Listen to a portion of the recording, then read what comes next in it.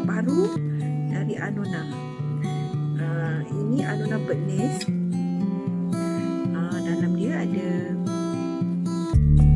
7% bird nest. Lepas tu dia ada American ginseng kat dalam tu. Nampak tak?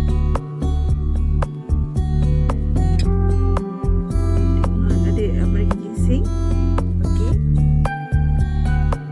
Lepas tu dia ada buah fungus dengan rock sugar.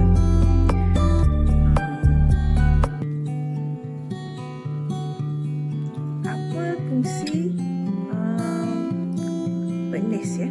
Bird nest ni actually dia boleh mengajarkan kulit, dia boleh melambatkan proses penuaan atau anti-aging, memperbaiki tisu-tisu kulit, memberi tenaga. Kalau rasa macam rasa lemau-lemau tu, boleh ambil ni, boleh ambil bird nest ni pagi sebelum sarapan. Ambilkan satu botol.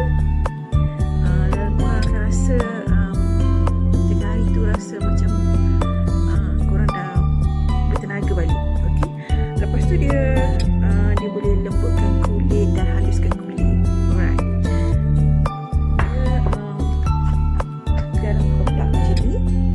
Dalam kotak ni ada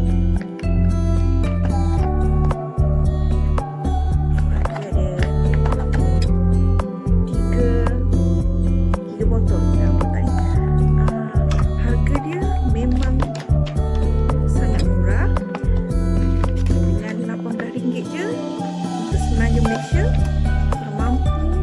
You all mampu untuk mendapatkan dan merasai kebaikan bird nest.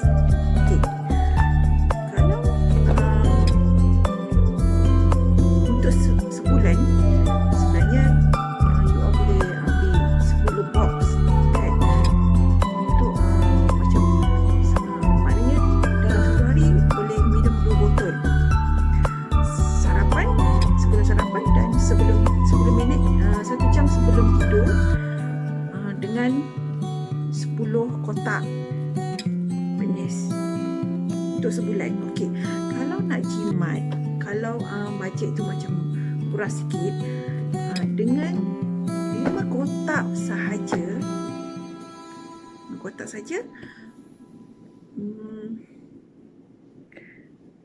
boleh mendapat khasiat untuk sebulan.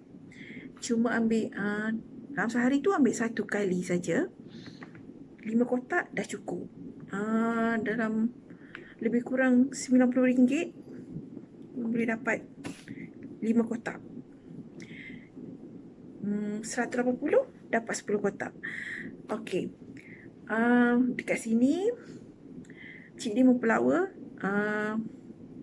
Sekarang Cik Di buka untuk 10 orang, 10 reseller, okey, reseller dengan dan ataupun retailer dengan permulaan modal cuma 12 kotak dalam RM172.80. Kalau ambil sebenarnya reseller ni kena ambil 24 kotak. Itu dalam RM345.60. Okey. Ada